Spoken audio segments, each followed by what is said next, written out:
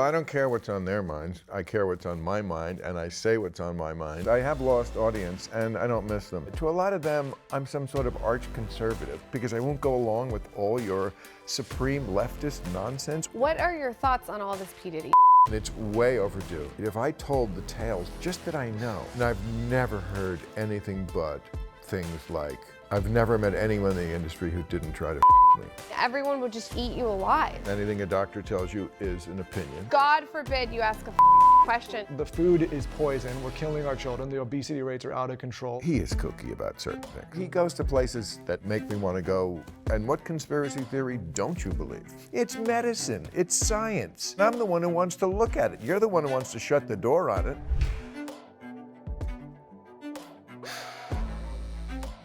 Hello, everybody. Welcome back to the Skinny Confidential, him and her show. Today we have Bill Maher on the podcast. Long time wanting to talk to Bill Maher. Many of you may be familiar with him. He's an actor, he's a comedian, he's a writer, he's a producer, he's the host of Real Time with Bill Maher. He also has a podcast called Club Random, which I'm going to talk about in a second. He's a political commentator. He's done a lot for a very long time. What we love most about Bill is he is absolutely outspoken. He says it how he sees it and how he feels. He is willing to talk to anyone from any walk of life. And he's just an all-around nice guy. We had the pleasure of being hosted in Bill's studio where he films his podcast Club Random, and that's where this episode took place. Anyways, many of you are familiar with Bill. He needs no real introduction. He has been doing this for a long time. I figured I would get on this podcast and give a bit of a different introduction for us because, one, we may have some new listeners that are unfamiliar with Lauren and I. My name's Michael. Usually I'm with my co-host, Lauren. She'll be on the episode in a second. But this was a different kind of episode for Lauren and I, namely because we filmed this with Bill in his studio where he films Club Random. He was nice enough, like I said earlier, to host us at his house where he films his podcast. And it's a bit of a different format for Lauren and I. We're there. Bill's smoking, drinking, we're drinking a little bit, having a good time. Normally we're in a studio, we're a little bit more formatted. It's a little bit more kind of questions and topics. And what's different about this podcast is, and this is for our listeners that have been listening a long time, we were in Bill's studio and we kind of adopted the format that he does on his podcast, Club Random, where, again, you're just kind of shooting the shit. You're bouncing from topic to topic. It's laid back. You're in a couch setting. Really, it's kind of just like a conversation in a living room with drinks. Lauren and I had a couple tequila drinks. And, you're really just kind of shooting the shit. So for those of you that are listening to this show or familiar with this show and you're used to kind of the back and forth that Lauren and I have typically with the guests that come into our studios, this may feel a little bit different for you. So I wanted to give you that context. The other context I want to give you is that this is really one long, almost 2.5 hours, I think we filmed, a 2.5 hour episode. But part one, I guess, of the full episode is here on our channel, which you're listening to or watching right now. And part two would be on Bill's channel, the Club Random podcast. So essentially, we just sat down for 2.5 hours and then cut it right in the middle and kept riffing. And so for those that are listening to this episode and then wondering if that's the end of the conversation, it's not. For the second part, you have to go to Bill's podcast, Club Random. I hate to make people jump through hoops, but he's got a great show anyway, and I'm sure there's other episodes on there that you'll find entertaining. So for part two of this episode and the full context of the full conversation with us and Bill Maher, you have to jump over to his podcast on his channel after this episode. We're releasing on the same day, so you can find everything there. With that, Bill Maher, welcome to the Skinny Confidential, him and her show. What are you drinking? What's your drink of choice? They said you have a concoction. A concoction? Yeah. Boy, that does sound P. Diddy-ish. No, I'm not going to concoct. I'm not going to concoct anybody. No, look. First of all, I barely drink. I saved my drink for this day. Ooh. I certainly drank in my younger years. Never a drunk, but shall we say, like an Irishman. But as you get older, you have to know when to throttle back, or else you look like Ted Kennedy at the end. Why did you save your drink for today? Because I like doing this. Because I like to drink and smoke pot at the same time. Okay. And like I say, you're on a short leash. I'm 68. You're on a short leash as far as what you can do.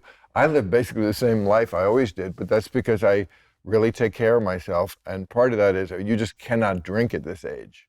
And be who you want to be, do who you want to be, and look how you want to look as best you can. If I even smell alcohol these days, I'm hungover for a week. I don't know what happened. Maybe How do you think he feels at 68? Yeah. No, but I think, I don't know. But I'm just going to, have a couple a week. I used to have a couple before I left the house. What's the wellness routine if you wake up hungover? Yeah, we hear you're into the wellness. I never wake hungover. I'm telling you, I have like 2 drinks a week. That's it, done. I'm not, probably tonight.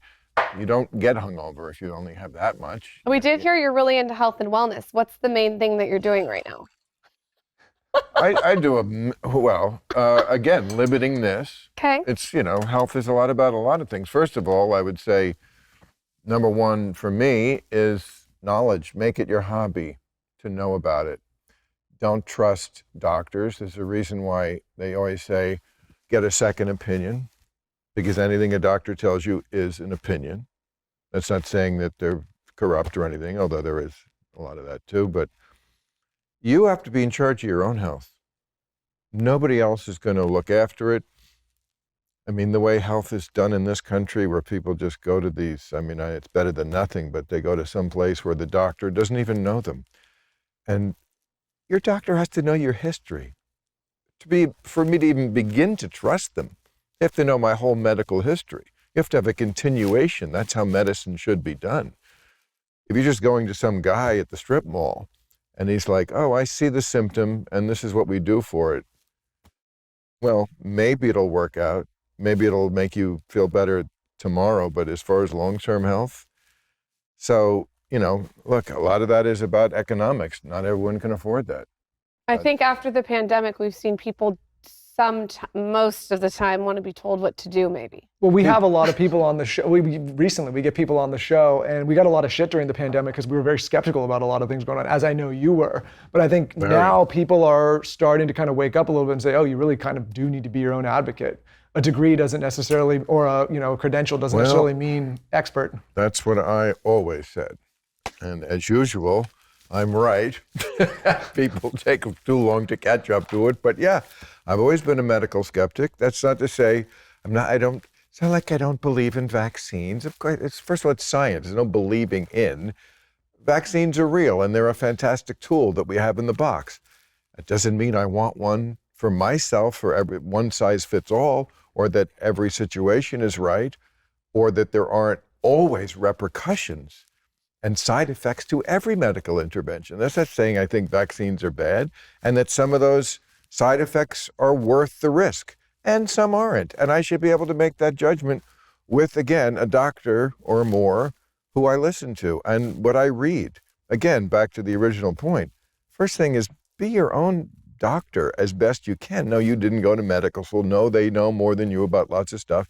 They don't know everything either. Medical error is one of the leading causes of ill health in this country. And that's not even counting the stuff that they're not counting as medical error that I would count. Well, Bill Maher, welcome to the show. We're jumping right into the vaccine. We're in your studio. I gotta be honest, you have home field advantage right now. I'm a little discombobulated with all the stuff going on, but it's a really cool setup. Thanks. But right away, jumping into this topic, I think what we appreciated about you and what we do appreciate about you is you are not afraid to say what I think is on a lot of people's minds and what in a lot of times is common sense and proves to be right. Have you always been that way? I don't care what's on their minds. I care what's on my mind, and I say what's on my mind, and it just jives with what a lot of people are thinking, which is great. I mean, there's nothing in my life I love more. Well, let me light this joint and then I'll...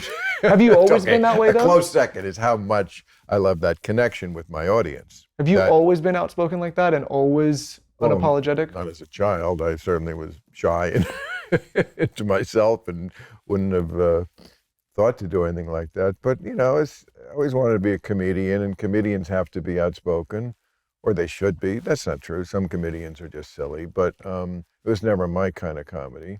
So it just fit in with that. And of course, as you get older and more confident and see more and feel like, oh, I know what's going on here and I can comment on that. I mean, I've been on TV for 31 years straight. Wow. Something must be clicking with a certain segment of people. Do you remember a point when you were young where you started to see people really giving you attention for speaking your mind? Like, what inspired this? Has it been a slow build? I've had 2 shows, politically incorrect, and then the one I'm on now, real time, for 9 years and 21 years. There's a certain percentage of the population that would never watch either show because you have to have a brain to do it. Not even a great one. Just a brain. Just a brain. I'm gonna need a shot of tequila. So during this. oh yeah, sorry, bro. What are we drinking here? What would you like, Lauren? I would like what you made yourself. I want to build. Oh, okay. So Bill this Maher. is Jing. This is just something that is on the. I think it's new on the market. Definitely new. I want don't know what if you it's did. even on the market. Okay. But it's just to make sparkling water taste like I don't know. diet soda without any of the chemicals that are in diet soda, because diet soda is not health food either. I mean, there's a good answer to your question. But like, first of all, thank you. You want some of this? I got some. Oh, you got some. Yeah. So, Cheers. And yeah. Cheers. And Cheers. Cheers. all right. You want that neat, huh? No ice? No, I'm gonna have some ice. Oh yeah. Okay. Go ahead. Just a little sipper. A little sipper. Yeah. But yeah, I mean, again, I said right at the beginning of the thing, of course vaccines are a valuable tool. Like they, and when I mean they, the medical Western establishment would like to paint anyone who has questions as just a nut or like an anti-vaxxer. Not an anti-vaxxer. It's like saying, I'm anti-antibiotics. No, I just don't want to take them if everyone's taking them, and I don't think I need them. Yeah, I think that's a reasonable. I mean, By the So way, reasonable. I feel the same way as you. And course. God forbid you ask a fucking question, especially during all that stuff that was going on. It was like playing laser tag. You had to step over the lasers. you ever seen that meme with the lasers around and the guy's trying to go through and I mean, you navigate? couldn't say one thing. Everyone would just eat you alive. I mean, maybe you have the same thing, but the silliest thing in my life is that I'm seen as this ultra controversial person, and I'm actually the most reasonable Right, it's rational. on virtually everything. What I was telling, Logical. what I appreciate, Logical, It's in the unbelievable. middle, like yeah, what I appreciate about you, and I followed you for years, is that you are someone that's willing to talk to everyone and hear different perspectives all the time. We've not done this nearly as long as you've done it, about 8 years, so close to a decade. And during that time, obviously, a lot of things have happened in media. And it's so funny because sometimes we'll have someone like Chelsea Clinton on, and then we'll have someone like Tommy Miller, and the left and right as far as going in the audience. Good. Yeah, of course. that's what the country is. In the audience, like sometimes they're super happy and sometimes they're super upset. And we've always found it so strange when people get upset that we're just talking to people. I have no patience for those people. And yes, I have lost audience, and I don't miss them. I wish everyone would love me. But again, we got to get rid of the people without the brain. They're not even coming. And then some of them are very brainy, but it's, they only can see the world through team players. Everything that their team does, which is usually out here in Hollywood, the blue team, the liberals, which I mostly am with them anyway. We're voting for the same person. We're generally on the same side. To a lot of them, I'm some sort of arch conservative because I won't go along with all your supreme leftist nonsense or the stuff like about the vaccines. I mean, that's a good example. That just became a leftist identity thing. But the left used to Super be the liberals were vaccine like, skeptics. the more I want masks, the more I want vaccines, the better person I am. And the more you question it, the more you're a conservative. It's not even a conservative liberal issue. It's medicine. It's science. And I'm the Yes. one who wants to look at it. You're the one who wants to shut the door on it, which is not scientific at all. And have you seen the stuff that's going on right now with RFK and Callie Means and those guys speaking to the Senate the last few days in the piece that the Atlantic just did? Where basically said, I forget, they called them like the cuckoo conventions here, but it was basically, a group of people saying, hey, the food is poison, we're killing our children, the obesity rates are out of control, like somebody should look into this, and it's become a political issue now. You'll find this very interesting. Somebody sent me this video. It's kind of funny. I don't know who the guy was who was doing it, but he was talking about this RFK thing. RFK did come out. Now, RFK, who is a personal friend, I will always like him. I said this on my show a couple of weeks ago when I was defending his wife. Thought that was nice, But by the way. thank you. But he is kooky about certain things. I'm not where he is on everything. And he's Sure. all over the map, too. I mean, I had him on this. And, Bobby, you never think any vaccine does any good. And he'd be like, is that what you think? I'm like, yeah, I read you said it. Like he's there's some stuff there. I think that's an extreme position. Don't ask me to be like, and you're with RFK on vaccines. I'm not. I'm more on his side than Western medicine in that I'm skeptical and he's skeptical and thinks that there should be a place for individual autonomy and deciding about them. But he goes to places that I think make me want to go. And what conspiracy theory don't you believe? It's too far for you. So you get stuck in the place where it's like, okay, is everything a conspiracy? But here's the interesting thing. He did the thing you're referring to. Was it a Senate? Well, this was just like the last few days, and it was funny. I made a comment on the post. I was like, oh, this is the Avengers list of podcast guests, because there was a group of people that we've had on the show. But The Atlantic wrote a piece, it was like the Cuckoo Convention, and it was basically disregarding everything that was said. And I think that's a problem too, if you made a health issue a political issue. Now people, One of the things he said was, he brought up, it's funny, I said, wow, that's what I've been saying on TV for 20 years, that we're poisoning ourselves, that it's, the food, the call is coming from inside the house. I always did a whole thing about that. The call is coming. It's the food, it's the most obvious thing, which, by the way, again, back to doctors, until I met my holistic doctor, no one doctor ever said to me, no matter what I went to them for, what do you eat? Like as if that's completely irrelevant to, it's relevant to every health problem you could possibly have. And it's the answer to many of them. Anyway, so Bobby Kennedy was saying that, which no politician ever says, because the last thing you can do in America is ever question what the people want to eat or ask them not to stuff their fucking faces with whatever shit they want to put in there. That is number one. That's why during the pandemic, they never mentioned that the vast majority of people who died from it were either very old or obese. But you can't mention it. But Bobby Kennedy, who, one reason I like him, he's a gutsy guy. And he says what he thinks. And he brought this up, and he was right on the money. He was like, we're poisoning ourselves. A lot of our health problems, which cause so many other problems economically and so forth, is because the food supply is poison.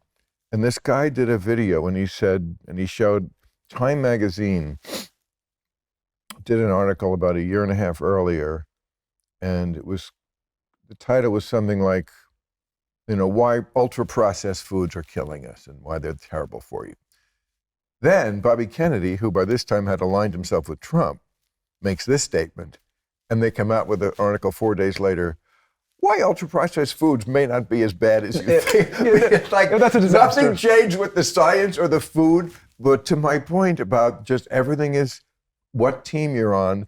Now, being against food, ultra-processed foods. You've been doing this a long time. Is it always been this way? Because I think we grew up, I remember I got to my freshman year of high school, both of us. I remember going to school that year when 9/11 happened. I remember it being on TV, and so our generation of millennials have basically known 20-something years of foreign wars, and as we've watched the political theater unfold, it's become this you versus them thing. Right. But I remember growing up, you would sit around and people would talk about it, and it wasn't so contentious. It wasn't as bad. Social media has blown it up. Yeah, and I feel like we talk about this all the time. Yes, social media was a big factor, yes. I think social media, people that aren't savvy enough to understand the algorithms, it has a tendency to make every issue feel like the most important issue in your life when it's maybe not. Algorithms, I think, are going to be the death of us more than AI. I have someone on my show, Yuval Harari, Friday, his new book is a lot about AI, and certainly lots of people. The Sapiens author? Yeah. Yeah. So he's really good. Genius. Yeah. Again, that's why the brainless people cannot watch this show. It just would not like Can that. I take a pivot and ask why you don't believe in marriage? Whoa. I know. I want to get to the juicy stuff. Okay. You guys want to talk about politics, and I want to talk about marriage. Okay. Okay. Sure. Why don't you believe in marriage? Well, I don't believe in it. Okay, so elaborate. It's not Hinduism. There's no belief in it. It's why don't you whether think it's something is for right you? for you. Yeah. Why don't you think it's for you? Because I know me so well. Yeah. What do you think would happen with you? What would happen if someone married you? if someone married me, Yeah. like you make it sound like I tripped and got married. Oh gosh, Dad, somebody married me. Well, I feel like I'd have to ask. I'd have to be involved. I certainly would. Okay. Well, it would ruin everything. I mean, I'm not gonna. She was yelling at me in the car over here, by the way. It ruins everything. I love to talk about this subject, but it's tough because I also don't really ever want to divulge the details of my own personal life. So it's tough to do it. Very mysterious. I just think it makes it better. You know, I don't need anyone, and also I don't think people would understand it. It's not orthodox, but it sure works for me. But that's it. You have to find, like medicine, you got to find what works for you.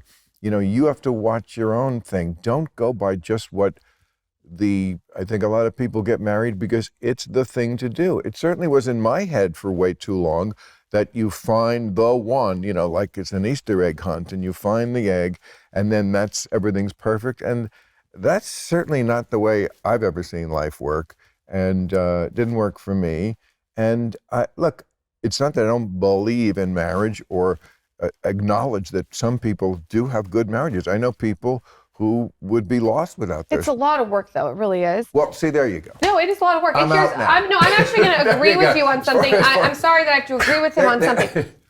A lot of work, I'm done. I'm already done. It's a lot of work. But Right. I can confidently say this, and I've said this before on the show, I would not be married. I've set the bar so high that... No, I would not be married unless it was you. Yeah. I wouldn't. And so I totally understand where you're coming from on that. It is a lot of work. I do think people are flippant with getting into serious, intimate relationships and then signing that piece of paper they don't without like really... the person. I mean, there's so many, I could answer that question for 10 hours. Yeah. Just the things, beginning with like work. Like as soon as I hear that, you know, it's like, because whenever I ask a married couple, like, how's the marriage going? That's always the first thing out of their mouth. Yeah, it's work. It's work. Well, it's tough. You know, it's tough. It's a lot of work. And I'm like, I don't want to work. I think I'm really fun to be married to, but you're a lot of work. And you, I think we have a discussion about real catch. self-awareness in our relationship a lot. I'm a catch. well, but it is a lot of work being married to you. But what about kids? Well, I never liked kids, so that was never a problem. I get that too. I get it. Never liked kids. I get so if you find someone, you know, who is on your page with this stuff, and it is possible, it's like you have all the good and none of the bad. And that was the only thing I was ever going to hold out for. It's like, somebody was here recently and we were talking about the fact that people, you know, like, oh, I'll get Dr. Phil, you know, because even shrinks, even the experts always say, well, you're going to fight. It's just how you fight. And I'm like, again, I'm out. Yeah. I will not fight. I don't want to fight. I certainly have had years where I was fighting and it's like, no, you can do it. Never married. Never married. Never married. So what does a gal need to do to get your attention? Like, does she have to be like very, very intelligent? I'm not looking for. I'm not looking. I'm good. You're good. Okay. Of course, that itself is always attractive to women. Just saying you're good and that you're not available is 100%. the thing. Every girl's like into that. When a guy says that, And it has to be legitimate. You can't fake it. No, you can't. You know, you can't pretend. It has to be real because they can smell that on you. Yeah, I mean, so I'm good. And nothing that I could have predicted when I was your age came to pass. And again, like I'll say this just generally, my dating is not age appropriate. Age appropriate meaning you're dating women that would be perceived in an unorthodox context younger than what you should be dating. Not just perceived, they literally are. They're young. They literally are. I mean, but to the people who are legal, who are pissed off, of course. but the people who are pissed off at that, fuck you. Like that's you do you, I do me. You do what works for you. I was watching the Golden Bachelor. Correct. I already heard you like that. But the woman. Okay. One, and the reason I'm doing What's it the is Golden because Bachelor? Get on board. Does it mean it's an older bachelor? I haven't watched it, but I heard about it. Explain what it is to him. He doesn't Well, understand. there was the Golden Bachelor. Okay. And then now one of the ladies who was one of the, ejected harem members for the ancient Bachelor when it was a guy. Okay. Now she's the Bachelorette. So it's the Golden Bachelorette. Okay, so somebody I'm told thinking me, about our audience right now, be like, ooh, they finally got Bill Maher in the chair and they're going to get into the heavy the topics. reason I watched this in the fucking Golden thing Bachelor for 2 hours is because we knew you were coming here, and they said you should watch this because they're gonna have seen it and want to talk about it. So I watched this, and okay, so maybe this will get it. I don't understand about marriage. First of all, it's this woman. She's a perfectly nice woman. She's 61, I think. These guys, they talk about her like she's this goddess. And it's like, it's just so sad to me. These guys is really that desperate out there? They're talking about this extraordinarily ordinary person like she's a combination of Madame Curie and Linda Evangelista. The reason they want to win is because they want to leverage the fame that they get. No kidding. Yeah. Yeah. It's not about the girl. Well, but the guys, I feel, are sincerely wanting her. I don't think they're faking it. I mean, the things they do it opens with, and I guess they all do it like this, but I haven't seen Bachelor in a long time, but she's standing outside the mansion and the parade of guys. The first guy, he's French. I don't even believe for 1 second he was really French. I mean, he's got this French accent, and it's like, I can do that accent. Just put the accent on the wrong syllable. I am new to your country. And it's like, I don't think this guy was French at all. Okay, then a guy shows up. He's wearing an admiral's uniform. And it says, they kind of retired. Okay, so you're wearing a costume. You're showing up for your date on the Ancient Bachelor show with a costume on. Okay, then there's always like the asshole in every reality show. They always have to purposely cast the asshole. So some guy in a pink, as soon as I saw the pink sport jacket, I was like, okay, pink jacket asshole, sure enough. I almost wore one, but. She picks him, by the way, as one of them. So I have to question her taste. But like, it's just, I mean, I don't get it.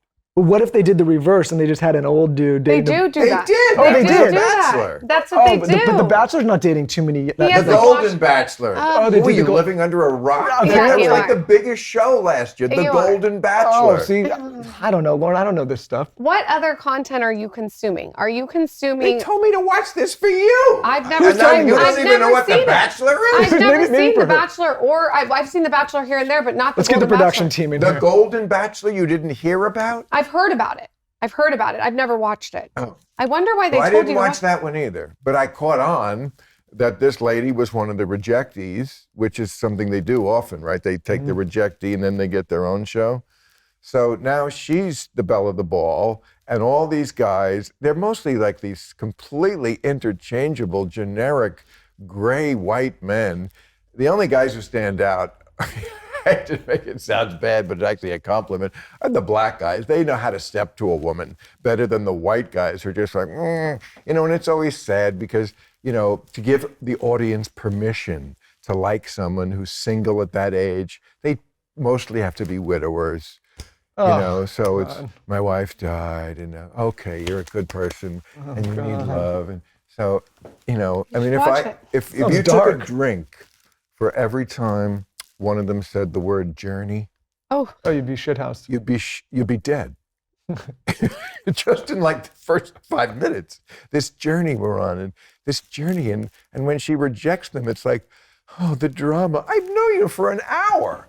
And you're not going to be in my life. How can we go on? We have we have Bachelor and Bachelorette characters on the show, and I always ask them, I'm like, do you actually do you fall in love with these people? Does it like feel real? And a lot of them say that it feels like they get so into it, and there's just like this environment, it feels real for them. I don't know if I believe it, but that's what they say. I'll say this. These guys legitimately, they're not good actors. They're not actors. They legitimately want to get with this woman. And that's fine. I think it's great because, as Three Dog Night said long ago, one is the loneliest number. One is the loneliest number, and lonely is bad. No one likes to be lonely, and these guys are lonely, and I feel for them. And so they've idolized this woman. But is this like the thing where, and you'll get this, it's like last call at the bar, and all the guys are looking around at each other, and there's two girls loud. Is it like that kind of thing? And it's just if there was I just think they have no great way to meet women, and finally here's somebody who's I mean, look, I used to do a bit about this about me, so I get it. When somebody says you look great, when you're my age, in your 60s, they should chyron it for your age. I think you look great. I think the outfit's great. I appreciate it. You don't look. But like my punchline was, come on, if I was 32 and I walked in and I look at this, you'd be like, oh my God, were you in a fire? For your age is the best you can do. I do think I look good for my age. And she looks good for her age. But again, she's not Helen of Troy. But they're just looking for companionship. And compared to what I guess is where they else would meet a woman at that age, it's tough. You're 60, you're a widower now, or you're divorced, and this is a great opportunity. And if only one of them could be like confident and not act like this is, and you don't even know this woman.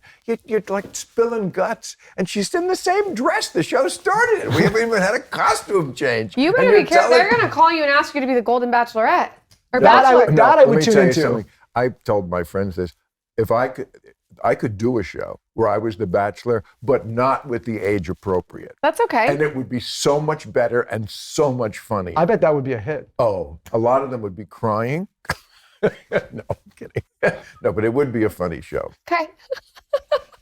But why did you decide to start doing Club Random? Do you ever, actually this is a question, do you ever get tired of being the guy in the center of politics? Was it something because you wanted something to do different and you got tired of it? Or I like it because I couldn't have you two on there. Right. Yeah.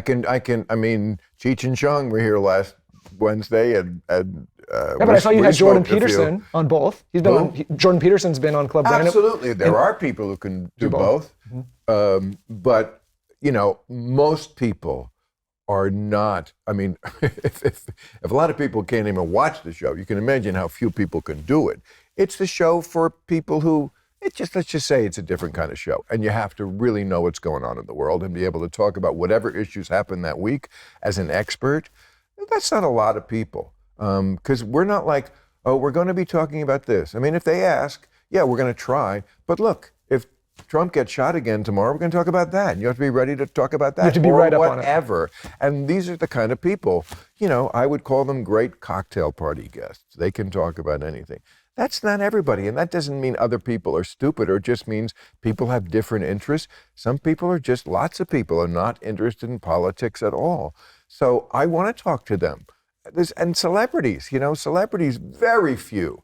I mean, I could name on probably two hands the amount of what you would call celebrities who have done real time in 21 years. Kerry Washington, Ben Affleck, Alec Baldwin. I mean, there's a few of them, people like that who can talk politics. Seth MacFarlane, smart people. But that's just not most celebrities. They are just, and I like celebrities. And it started because I'd be at dinner with people and I'd be like, man, you're so interesting in all these other topics that you never talk about on your show. Why don't you do a podcast? And like an idiot, I was like, why do I need a podcast? I have a TV show. And I'm like, oh, no, podcasts are cool. Look at how great you guys have done with it.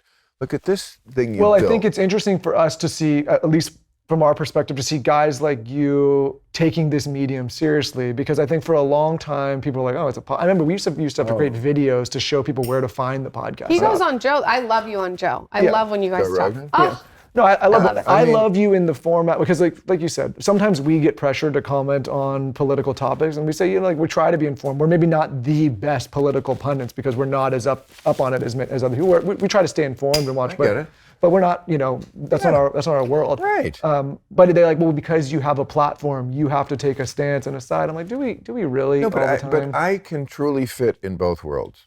Yeah. I can talk to anybody. It's my little superpower. I can have the Haktua girl here, and we did, and the next week was Jordan Peterson. And I love it. That's the best thing about podcasting. I love that range in life, and I love them both equally. I mean, they're both my children now. I mean, all my work goes into real time. That has not changed, but that's the beauty of this. No preparation. I just walk in. as opposed to the other show, which is like all preparation. And of course, it's an ad-lib show, most of it, so I can't even. How long does it take you to prep for one episode? I mean, there's 3 written elements. There's a monologue, there's a desk piece, new rules, and an editorial you do at the end. Those are written pieces that I want perfect. It's only 1 day a week, that show. So they take many, many, many, many hours, and I love doing it. But it is work. Whereas this is just like this is our prep work. What do you do when you're not working? That's a good question. I used to do more things, like go to Hawaii and stuff, although that was also a working vacation. I like working. I'm not great on vacations. I like my house. I like here. I'm on the road a lot as a stand-up. So I'm going to stop doing that after this year, at least for a year, take next year off. But that is like, has been for many years, every other weekend. That's enough travel. What age did you start doing stand-up? 22. Wow. I got out of college at 22. I mean, I moved here. I start doing it. That's when you start hanging around the clubs. You don't even get on stage. So, but yeah, that was the beginning. Yeah. In around 2021, when people started censoring everyone, I remember we were doing this show. But we're known for kind of being outspoken and, like I said, having all sorts of different people on, and we started getting a lot of flack. As a comedian, how did you feel about that period of time, or how do you feel about all that? About the COVID time? No, not about when basically, like, we felt as people in media that there was this pressure to kind of censor yourself, or be careful who you had on, or not say certain things. Oh. We want to be able to talk to anyone we want, whenever we want, however we want, share our ideas without fear. No, I mean, that's the great thing about being on HBO. They were great about that. When I was on that show, I was fired. And I understand why. And it was cool. And it turned out to be the best, blessing in disguise, because I wound up on a network that was, I think, a better network and better for me. So HBO lets you do kind of whatever you want. I don't think they've ever said anything. Wow. But that's not just me. That is what has made them the premier network for all these years, is they let people do the show they want, whether it's me or whether it's David Chase doing The Sopranos, which no regular network would ever do. They just did a documentary on it. It was pretty interesting. And, they would never have hired Jimmy Gandolfini as the lead, because he's not a network kind of lead.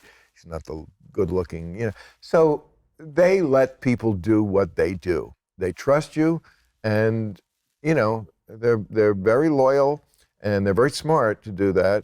And so, yeah, I mean, I don't remember anybody ever saying, you can't have this one on. Now, of course, it's a two-way street. I don't give them problems. They even put me on CNN now. Our show runs on CNN. I said, really? You're going to show our show with all the language and all the...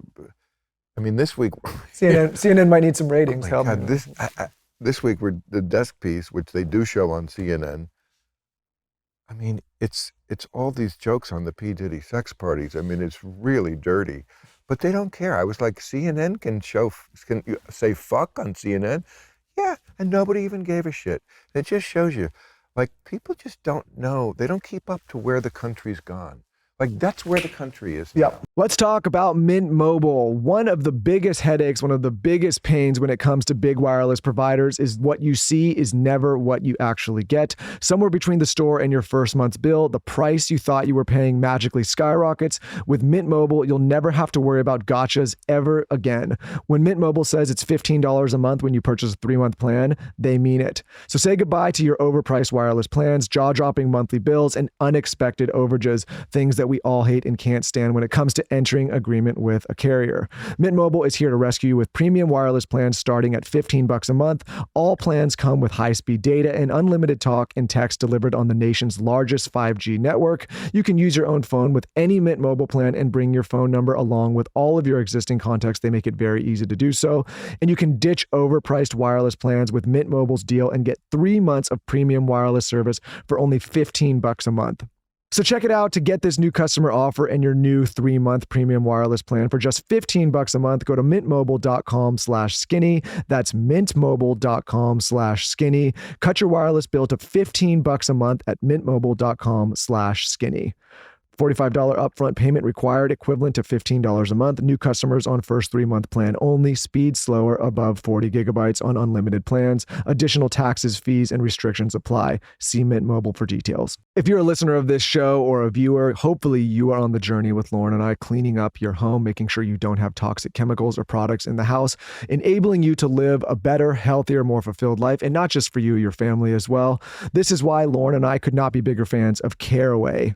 Caraway brings you peace of mind with their non-toxic cookware that's free of dangerous chemicals. Lauren and I use nothing but Caraway products in the house, and we've done so for years now. Our pots and pans, cookware, our Tupperware, all of it. This is what we cook on. This is what we store our food in, and it's made a massive difference in our life. Not only the peace of mind of knowing we're not using toxic chemical products and storing our food in things that could be harming us, they also make aesthetically pleasing and great products that actually work in the kitchen. Fall is in full swing. If you're getting ready to bake for the holidays, or if you're whipping up some yummy soups and stews to deal with the cold weather, Caraway has you covered. And Caraway's internet famous cookware set comes with a saute pan, fry pan, Dutch oven, and saucepan, plus lids for all of them, a canvas lid holder, and magnetic pan rack for storage. It's the ultimate kitchen setup, and you will save $150 versus buying the items individually if you get the cookware set. So ditch the chemicals with Caraway. Caraway Home's non-toxic kitchenware features a chemical-free ceramic coating, so food can be prepared with peace of mind. Like I said earlier, no chemicals that are going to leach into your healthy ingredients. Of course, we have an incredible offer for our audience. Visit carawayhome.com/himandher to see all of your favorite products and take an additional 10% off your next purchase. This deal is exclusive for our listeners and viewers, so visit carawayhome.com/himandher or use code himandher at checkout. Caraway, non-toxic cookware made modern. My friend is in town, and I had him over for an appetizer before a cold plunge sauna. And the appetizer that I made him was cranberry jalapeno cream cheese dip. It is so good. I had crackers, obviously, with it, but I also did sliced apples and pears, and he was obsessed with it. It was so easy to make. You can just Google how to make it. And the cream cheese that I used was Philadelphia cream cheese. If there's anyone that knows creamy, it's Philadelphia cream cheese. It's extremely versatile and can be used to enhance any meal, snack, or anything in between. Philadelphia makes everything creamier. And let me tell you, it made this dip so good. He was obsessed. It has like fresh cranberries, fresh cilantro, a little lime juice, fresh jalapeno. It's so quick and easy to make, but you gotta use Philadelphia's cream cheese because it really gives it that creamy texture. If you're looking for other ways to use Philadelphia cream cheese, I would recommend looking on TikTok. They have mac and cheese, like a creamy vodka spaghetti, ramen.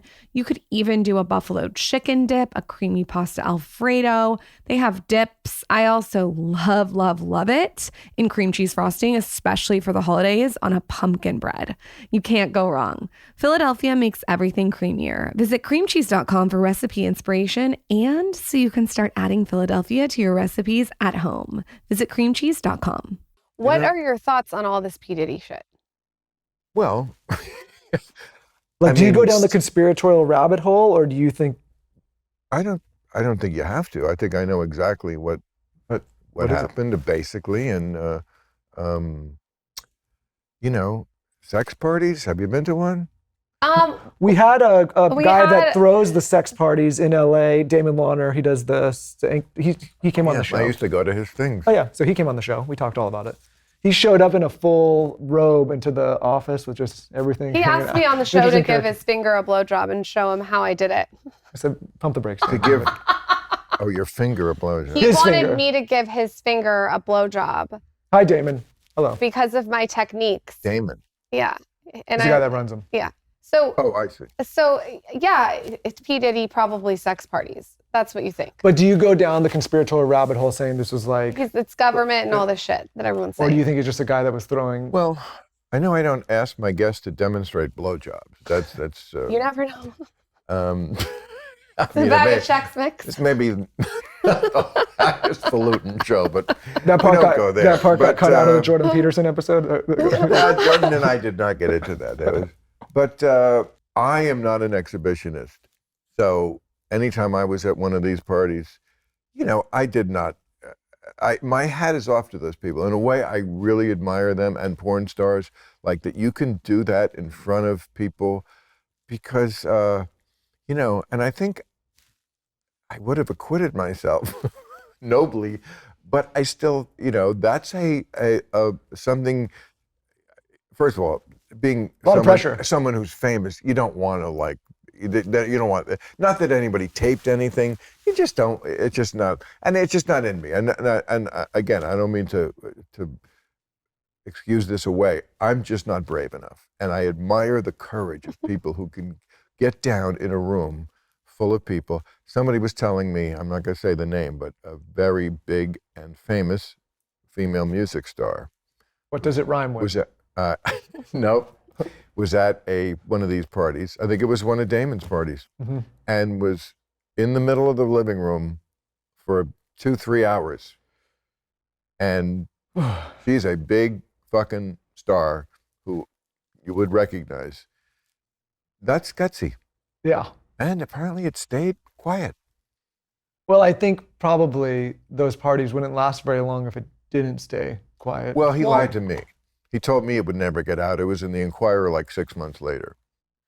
Well, that you were there. Yes. Oh, that you were there. Yeah. Yes, and they also mentioned some other celebrities who also were there. So Yeah. Gwyneth Paltrow, and Yeah, I don't okay. think I'm telling tales out of school because it was in the Inquirer. Some people who I did see there, I don't want to say other names, but there were famous people there. But then they went to Brad and Angelina, and they were never there. So how do you just threw that? It's like, hey, we're the Inquirer, fuck it, and Brad and Angelina. So how do you think something like the P. Diddy stuff stays quiet for so long? I mean, people knew. Well, the obviously, music but... industry. I mean, I've had a few girlfriends in the music industry who were singers, and I've never heard anything but things like, I've never met anyone in the industry who didn't try to fuck me, or just horror stories about, and we all flew to Las Vegas, and then when I wouldn't fuck them, I had to get my own way home.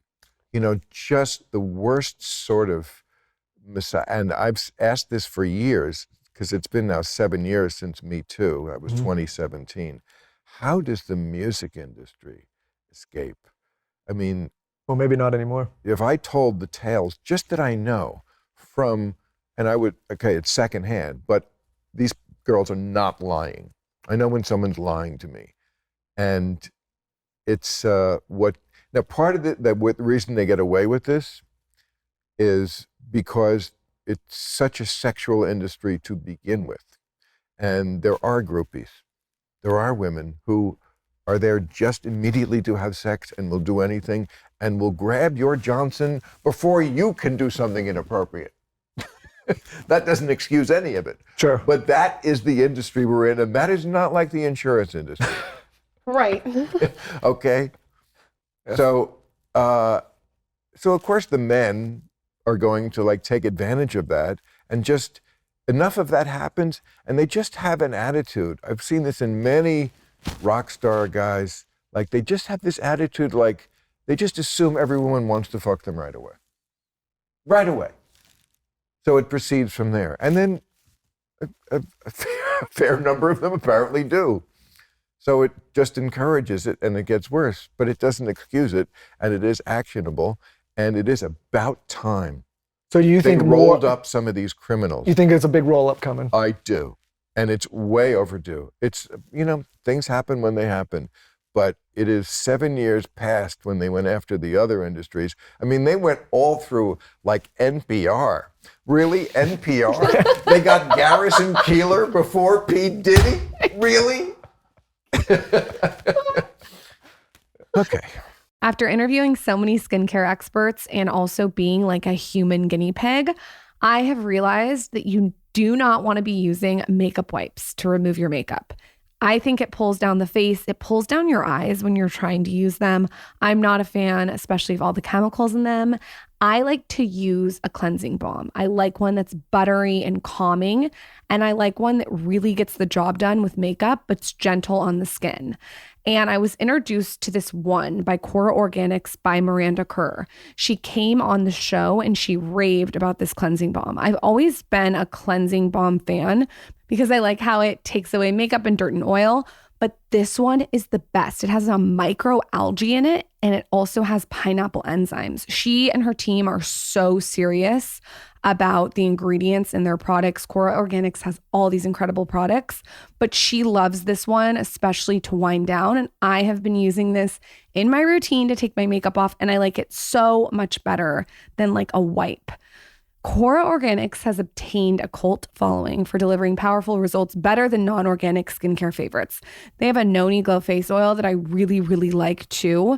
Again, Miranda is so into ingredients. This one's lightweight, it brightens, it nourishes, it softens. People are obsessed with it online. If you want to check out the cleansing balm and grab the Noni oil, visit CoraOrganics.com and use code SKINNY at checkout. You get 20% off your first purchase. That's KoraOrganics.com. Use code SKINNY. You get 20% off your first order. Are you looking for an elegant SUV that has sophisticated design, advanced technology, and premium materials? Let me tell you about the Range Rover Evoque. It's sophisticated, it's charismatic, and it elevates every drive. Every time I see one on the road, I can just tell there's good taste involved. You know when you see it. And in today's culture, you want something that's sophisticated, daring, and classic. You also want approachable, but with an air of opulence. And that is where the Range Rover Evoque comes in. This car is absolutely beautiful. It really is charisma in motion.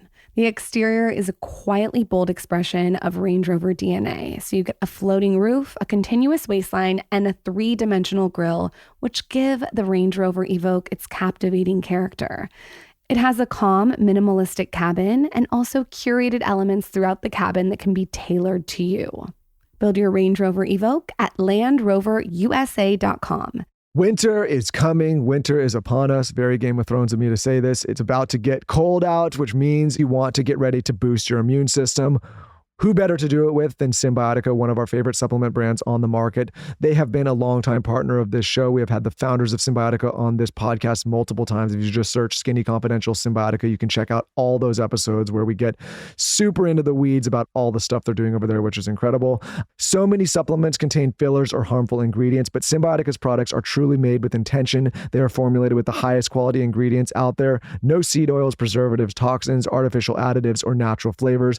I personally think that Symbiotica's magnesium L-threonate and glutathione are some of the best on the market. They're absolute game changers.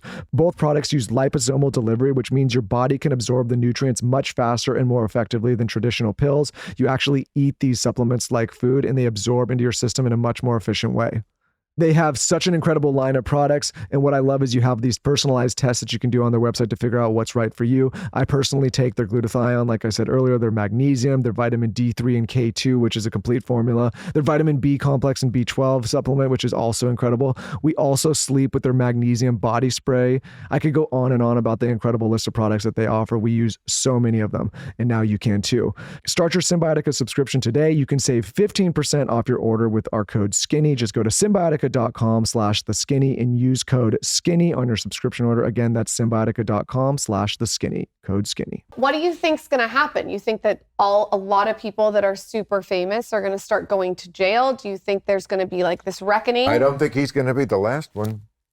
I don't think the cell that has R. Kelly and P. Diddy in it is. I heard he's in a cell with Sam Bankman-Fried. Is that Fried? I don't think. Is that the true? Same cell. They're in the same detention cell. I was thinking about this though. If you know, Elon talks a lot about being in a simulation, and that is something that is out of a simulation to me. Like that is like you couldn't script that. That those two like would in the lives they both led would then one day end up. Well, what I can't do is picture Sam Bankman-Fried at a freak party. Because that is not going to work at all. No, it's going to kill the vibe real quick. No, that's going to be like, Puffy, you know what we're talking about? I have could no you idea get who rid of this the is. guy with the Jew fro before the baby Lauren oil has no comes idea out? who we're talking about. This guy Who's is Sam? harshing my... Lauren has no idea who we're Who's talking Sam about. Bankman-Fried? What? You're the What is it? husband, you tell her. It's a big crypto scam. We're not going to, Okay. in a short period of time, we're not going to Okay. get you Really, up to you speed never on heard it. of Sam Bankman-Fried? No, I've never heard of him. See, I'm honest, I've never heard oh, of I him. know. I'm not, I mean, But it's like, just, people have different... But see, very this is what different happens to us in This politics. is why but this was a very big story. I Yeah. didn't I hear mean, this that is not one. politics, this is No, but people will get mad sometimes if we say, hey, like what I think sometimes is one of the problems I think that's going on right now is everybody needs to be an expert all the time. And you see people fighting in comments all over the place on social media. And it's like, do you really need to be the expert every time on every political issue? I've made this same point in editorials on my show. Can't some people just... If you don't really have anything to say about something, shut the fuck up. You don't have to opine about every fucking thing. This is what we never used to do, and why we got along so much better, I think. People will get mad at us if we say, we just don't know. We don't know about this one particular... First of all, I respect that. Do you want me to start telling you about whatever's going on with foreign policy right now? Do you want me to, like, what I say to people is like, you go and you follow certain people. In our case, we're talking to all sorts of people across the spectrum, across the board, mostly in health and wellness and how to live a better life, really, whatever it may be. Do you really want us to comment on foreign policy or the political atmosphere? We can. It's not going to be accurate. It's perfectly valid point of view, and it's honest, it's realistic, it's humble, it doesn't cast you in any bad light. And again, it's not phony. It's not this, there's a pressure. I feel like because of social media, there's a pressure, post this square in support of X or whatever, just do it. We didn't post a square because we didn't know what was going on. I'm in the Mean Girls Club. I'm sorry, we don't all wear pink on Wednesdays. I get it. That's the rule that came down, but I don't wear pink on Wednesdays. I wear whatever the fuck I want. I hate the idea of having to do something. Exactly how I feel. We both hate the idea of having to do something because everybody is doing something. I need a second to think about it for a minute. Where can everyone find you? Pimp your show out. My HBO show? Yeah. People watch, look, my show is actually one of the last, what they call appointment televisions. Like people, Friday night, want to see it so fucking badly, they tune in, that they watch when it's actually on. And for years it was live. Now we tape at 4, it goes on at 7 here in the West, 10 in the East on HBO. But I mean, who in the world watches TV when the show is on? You watch it when you want to watch it. One of the great advancements in Western civilization. I'm old enough to remember when you had to watch a show when they told you to watch it. I don't watch anything when they tell me to watch it. I don't even know when they are on or what network. I said I wanted it, and it comes on my menu, and I watch it. So, people watch real time, or they watch it, the clips. People some people only have the attention span for a clip here or there. Whatever, I don't know, it gets out. And Club Random is where people get podcasts, YouTube and whatever the fuck. I don't know. Yeah, for this audience, if you're listening to the podcast right now, we're going to do your podcast, so just switch over. Go listen. Yeah. Thank you guys for listening or watching to this episode with Bill Maher. Like I said, maybe it feels a little bit different than what we typically do because we weren't in our studio and we were in Bill's, essentially his living room. For the second part of this episode, if you're wondering why this just kind of cut off, go to the Club Random podcast. It's Bill's podcast. That's the second half of this conversation. Thank you for listening. Thank you for watching. See you next time.